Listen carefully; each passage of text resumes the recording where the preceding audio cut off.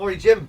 I always do my worst. One thing I can assure you of is I will do my worst. Brilliant. Welcome along, folks. It is PJ and Jim's after show for another week. Welcome to everybody on Facebook or YouTube and everybody on whatever podcast platforms you're on. And there's millions of them now. I'm not very well versed in the whole podcasty thing. Neither am I as far as the platforms are concerned, because I'm still an ancient person. Like I'm on the digital version of the cassette tape, because I still use iTunes for streaming music and podcasts and everything. Do you? You don't even use Spotify, no? No, Spotify. Young people recommending Papa Doodle music and hippity hoppity. Not at all. No, wow. iTunes is still my streaming content though, and it looks like they're gonna. Isn't that hilarious though? You're talking about iTunes like it's sort of slightly embarrassing. I'm still using the cassette tape of it's like somebody saying. Track. Yeah, it's mad, isn't it? Yeah, it's iTunes. I know. And we're talking about it like it's an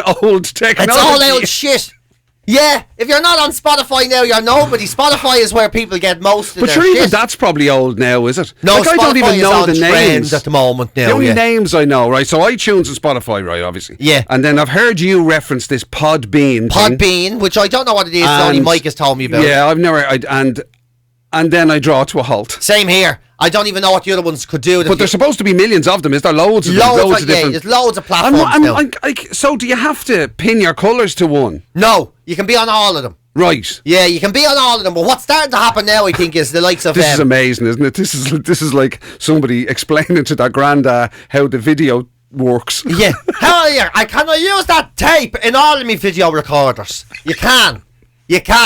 But so what they're starting to do now is do these things where you get deals. So you might maybe if you're maybe Jim McCabe has an exclusive deal with Spotify. How did you hear about that? Yeah, I tell you, I'm near to the ground. Oh my God! If only. Go on. It's Jim's cookout. Yeah, because there was me and Joe Rogan. Yeah. And he obviously went, one way, and I went. Yeah, he did his own thing. So what a lot of the time they'll do is it'll be on all platforms, but you'll be able to say they might say you have the new Jim McCabe podcast available on all platforms, but if you'd like to listen to them all straight away, go to Spotify. Whereas every other platform it might be once a week. Oh. So they try and lure you slightly by having some sort of payment deal that way. Right. And then the likes of Audible will just do, no, you have to just do us and no other fucker. That'll be their way of doing it. Yeah. I do like a lot of theirs now. I do as well. I mean, but again, it's a bit like being spoon fed. I never, because that's, the trouble for me, right? The trouble with podcasts for me is, and I like listening to the spoken word stuff, because obviously we're surrounded by music all the time. Yeah. So we don't, you know what I mean? I don't really go looking for music. No, unless it's very different from the stuff we play, obviously. If I'm in the mood for something that we don't play, then grand. Yeah, if I want some, maybe just a mood, I'll type bored into my iTunes or chill out or something like that. Exactly. But generally speaking, I love, I like you, I like the audio books, I love podcasts, especially the true crime stuff and blah, blah, blah, all that sort of stuff. Yeah. Right? But... when you don't have a recommendation, right? Yeah, and you're lost. And exactly. And you go looking for one. And I swear to God, to me, right, that's the TK Maxx moment. That's the sort of I don't know what the fuck I'm looking for here. I'm the same. Where am I even going to start? Completely overwhelmed. It's literally there's I don't know how many millions of podcasts there is out there, right? And you're like, how in the name of Jesus am I going to find out which one of these is any good and worth to listen to? Yeah, I know, and it's the same with audio books, because that's a big commitment. Yeah. And I could buy 12 hours of audio here now, and then be 6 hours in and go, that's time I'm never going to get back. This is shit. I don't even know what they're talking about here. Yeah. And so you need a recommendation. You need to know someone that's in your circle, I suppose, or likes the same things you like. Exactly. And that's why I nag PJ all the time in here. Have you got any? He's like me dealer, right? I'm constantly at him. Have you got any good series at all, or any good podcasts or anything like that? Have you got any? Drug dealer. Go on, give us one. Go on. Yeah, much like a drug dealer, I'm like, well, listen, I'll have one, but it's not great now, but it's all that's going around, right? So, spread it out. don't use it all at once now. Don't be like, don't be doing that. So you start to, you say, I'm going to keep one episode, one hit for later on this evening, and maybe then, maybe she'll head out for a walk or something. I'll be able to have another sneaky hit then. Of my podcast or whatever, on my audiobook. Yeah. I know exactly what you're saying, because we're overwhelmed with choice at the moment, with everything. Like, and the trouble is, with all due respect, every Hawkmark has one. You know what I mean? Every time you turn around, somebody's doing a podcast. And do you know, and it's just like, well, how in the name of Jesus you're supposed to tell what's half decent and good, and you know what I mean? Outside of the big. That's why sometimes, to be honest with you, I'm sort of glad sometimes with Audible, nearly, that they'll deliberately spoon feed you. Here, Jim, you'll like that. Listen to that. Oh, yeah, but what about? Shut up. Listen to that. Do you ever get insulted by them? I get insulted by them. Really? Yeah, because sometimes you'll be there going, right, I'll have a look, what does Audible think I'd like? And it goes, recommendations we have for you. And I'll be like, I don't know, what a fucking Egypt likes to cook or something. I'll be like, what the hell is this? And then you swipe again. How to walk in 5 easy steps. This is very insulting. That's how I was saying, I'm not sure. And there's times you get caught off guard. Like, the way Netflix do it, recommended for you. Big time, yeah. Right. And so there's stuff there and you think, okay, right, well, that's because I watched that and that, I can know that, yeah. And this is no word of a lie. Yeah. And I'm still trying to work out how an algorithm could have decided this. But one of the recommended for you things on my Netflix was Peppa Pig. Yeah, so you know what I mean. What sort of algorithm does I'll tell you, the last thing he watched, it was about a serial killer, right? And he dismembered all the bodies and everything. Know what he'd love? Peppa Pig. Peppa Pig, yeah. It ticks all the boxes for him.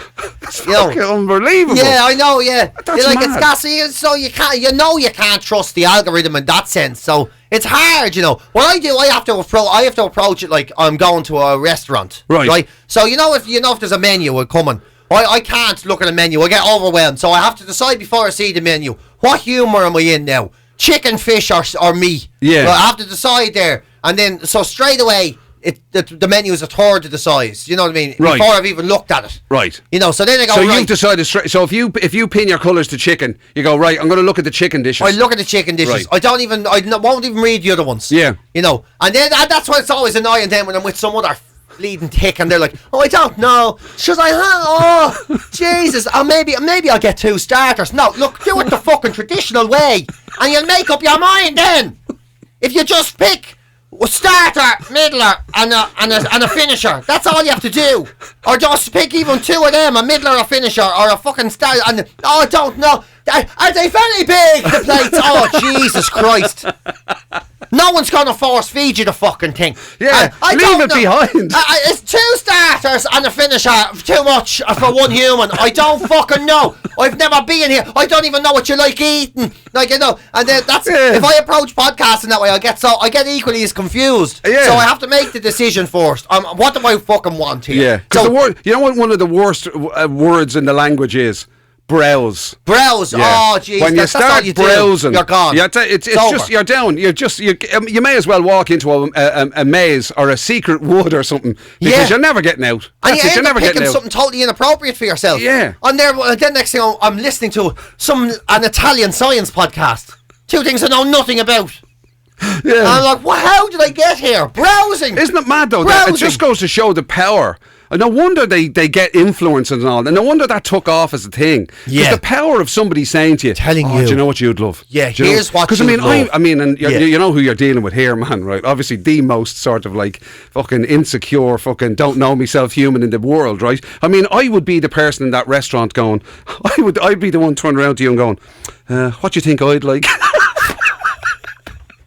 You'd be looking at the menu for yourself, doing your fucking, right, I've decided on chicken, and I'd be going, what would you say I'd like off this? I know, what I think is gas about you is, you're the most unfussy eater. So, like, but at least you'd have an easy to just go. Trust me, Jim, I've seen you eat. Everything on this fucking thing will do you. Like, you and me, in fairness, would be the type of people, and we wouldn't even have to think of what mood we just go, I'm in the mood for whatever is third on the list. Yeah. That's how easy it would be. Because whatever it would be, we'd probably have a go at it. Yeah, absolutely. I'll have your first starter, your third middler, and oh my God, the I've just realised that's when all this is over, we have to do that. Yeah. We have to have a menu roulette. Isn't that Don't bring us the menu. I tell you what, right? Now, can I tell you this? Don't tell me the specials. Tell you what you do, right? You know your menu, right? God, whatever number 3 is, whatever number 8 is, and whatever number 16 is, bring it to me. That's the best. You've literally come up with the best idea ever. Imagine that when you're in the restaurant with someone and they can't make up their mind, and you just go, the waiter, bring out the roulette wheel, and he has all the meals, and you just spin it. And once you say roulette wheel, that's it now. You can't, there's no like, oh, I don't like fish. You're fucking eating it now. The wheel come out. The only thing is, no, my luck, I'd end up having, like, I'd end up with fucking salmon, custard, and fucking something else. Or it's the one thing, Jim, you would like that you come out with, you're like, you spin a wheel, we're there, oh, the vegan special. Jesus. No, that's it's on the wheel. Yeah, it turns out you've ordered the vegan special with a side order of veg and custard. I'd love that. Great. I'll have it. Then I'd spin the wheel and be like, oh, you've got the barbecue special today. I'm like, thank you very much. You know I don't share, Jim. Oh man. Yeah, right. That's definitely what we're going to do. That's a great idea. We're going to have menu roulette. I genuinely think you're onto something, though. I genuinely think that would be a great idea, especially in a restaurant. You know the way, if you're, as you say, and a lot of restaurants fill this kind of thing for us, where you kind of know you like everything. Yes. Like, I mean, I'm trying to think. Say I'm in an average Chinese menu or whatever. Is there stuff I don't like? There probably is a few bits, but generally speaking, sweet and sour, but I'd still eat it and enjoy it. You'd have a good old crack at, like, pretty much. I mean, everything's going to be like beef, chicken, prawn, pork, duck, pork, whatever. They're all good, and then you know what I mean. You have whatever. So okay, in your case, the only danger or risk element with you is how much of my arse will get blown out depending on how hot this is. So that's always the problem with me. You know what I mean? The top end can handle anything. Yeah. In fact, everything down as far as the waist, I can handle anything. That's the problem. And I'd be there. I can eat anything really hot. Ooh, that was lovely. Yeah, a bit sweaty. I'm there. Oh, that's delicious. And then later on the walk home, the bum is like, hey. You didn't think of me, did you? It's the creaky door going. Yeah, unfortunately, the weight, the heavy load is a bit too much to bear. It's like, we're weighing down here. Yeah, I know. That is, I tend to. But if I tell you, price. If anybody can ever sort out that thing about, like, to be honest, like even the TK Maxx thing that I was saying. Oh like, yeah, I can't. I mean, or any shopping. Forget fucking even TK Maxx. Any shopping at all. Again, the worst thing that you can have in the world is brailles. Yeah. Oh, it's choice. Like the best way to shop is, I need these 3 things. I know exactly the shops they're in. I'm going in. I'm going to get them. Oh, it's or even online. It's the same. Sometimes online you can end up frying your brain. Can't handle it because you think too much. I might get a whatever it is, and I wonder what. And then you find all the variations, and you're trying to compare prices, and they're never on the same fucking website. And it's like it's torture. Yeah, it's torture, nightmare. And then because you're a man, you buy the wrong thing, and instead of sending it back, you just fold it up and put it in the drawer and never wear it. You just bought. I'm never, ever going to wear it. Absolutely. In 10 years, I'm going to take that out and put it in the bin, and the tag will still be on it, or it'll be delivered to a charity shop. I'll wait long enough that it's out of fashion, that even they can't use it. Yeah. That even some homeless fella get it and go, oh, look, the tag is still off. Oh no, because dead and them. It's something. It's actually no wonder that and we slag this all the time as being a waste of money and everything, right? But it's no wonder all of those industries, like personal shoppers and all that sort of stuff, and personal anything. Yeah, it's no wonder that they do so well, because we can't. We just, it's like, I don't know now. Well, maybe that's just me, but fucking hell. See, the thing, I'm the same. I never want to have to think for myself. I know, but at the same time, I don't trust anyone else either. So it's this horrible paradox. Yeah, where I don't want to do the thinking, but I don't trust anyone to do the thinking. I'd be afraid if I got a personal shopper and like. I don't know now. Have you done this before? Yes, I've dressed many men in their mid-40s and they all look fantastic and I've great clientele. And then, she'd open up the door and they go, so how do you feel? And I'd be there, baggy trousers with me boxer shorts put halfway up my back and a baseball hat on backwards and a medallion. I'd be like, oh. Yeah, I'm not quite sure you nailed it. I'm not quite sure this is me. Oh, you look fabulous, sir. Yeah, it takes years off you. Yeah, I'd be like, are you sure the zippy, like the vest and the saggy jacket is... You sure I should have one shoulder sticking out? Yeah. Well, the only thing I would say to you is, PJ, you probably should have taken your brogues off. But other than that... You're not... okay, the long socks is we'll talk about that later. But I'm like, I don't know if it's me. But you're right, though. You're right. Because you know the way there's this sort of, I don't know, assumption, right? That lads, especially lads when they get married, right? That lads kind of suddenly give up. They don't buy any of their own stuff. They it's just like you know happen, this exactly. You know this idea that a wife would lay out clothes. Here, you're wear that today. I left out your good jumper or whatever, right? Yeah. I mean, I can't get my head around that. Like, to be fair. Like, for a start, dress yourself. Yeah, well, Jesus exactly. Christ. There is that. Yeah. But I'm like you. I'd be very I don't want people buying clothes from me or doing that. No, I don't want any of that at all. Like, even small things. And it's no disrespect to them. And they dress themselves very well and all that. Grand. Of course they do. But they don't see me the way I see me. That's it. They don't see me the way I see me. Yeah. They don't see me how uncomfortable I am. Even small things. Even when I bought you some nice underpants for a change, and you put them on your own. I don't like this at all now.